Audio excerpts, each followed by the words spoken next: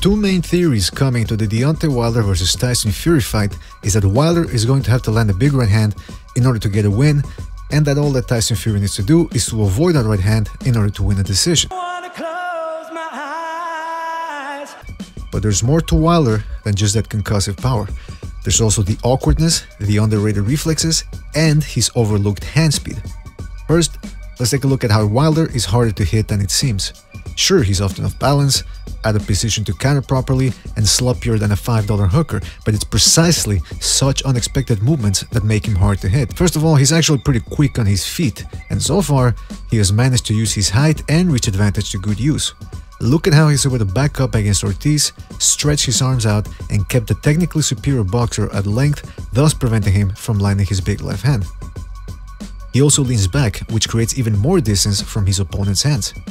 Now usually you're not supposed to back straight up, since it leaves your chin up, you go to the ropes, and you're liable to get knocked down, but so far, Wilder's awkwardness has paid off. Now whenever he was cornered against Ortiz, Wilder would use his reflexes to pivot away and left Ortiz hanging in the wind. Then, when Ortiz least expected it, Wilder would sit down and counter. Wilder is going to need to do this against Fury. Give him a taste of his own medicine, frustrate him, really mean, and then catch him when he least expects it. He's also one that jab more. Wilder's jab isn't the best in the game, but it's quick, it's long, and it sets up his right hand, so why not use it more? Fury isn't the most active fighter in boxing. Just look at his biggest fight. Against Klitschko, the Ukrainian's lean-back tactics prevented Fury from letting his hands go. Wilder, although more jittery and unbalanced than Klitschko, can still reduce Fury's output and possibly win the decision by using the same tactics. He's also going to want to vary his attack. Against guys who made him think, Wilder seemed clueless and refused to throw punches for long stretches of time. It was only when his power bailed him out that he went all out. Against a boxer like Fury, Wilder is gonna have to work, because that big right hand might never come.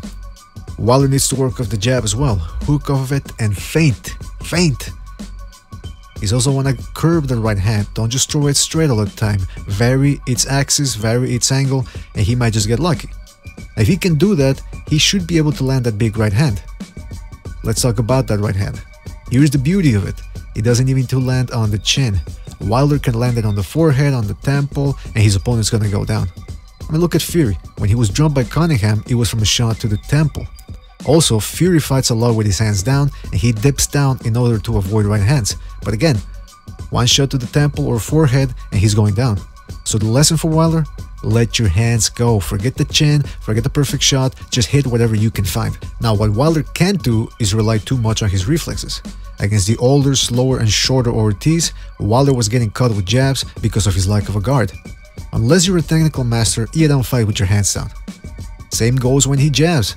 Against Ortiz, he would jab and then drop the hand, leaving himself open for counters that made it so he was getting outboxed for most of the fight. He's also going to want to settle down more and not lean back so much, especially since he's finally fighting somebody that's taller than him. Leaning back with his hands down might get him caught and taken out. Also, once he tires, those reflexes slow down, and suddenly, that awkwardness becomes a liability. The same goes for when he attacks. Wilder often does it with his hands down and leaves himself open, and his lack of technique almost got him knocked out against Ortiz.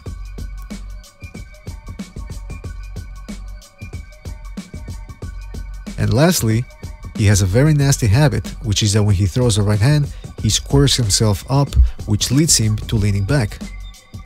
Against a taller man, that might end up costing him.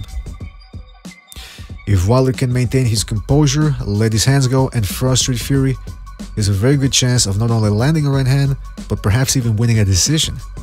Tell us what we got right, what we got wrong. Don't forget to like and subscribe, and we'll see you in the next one, folks. Take care.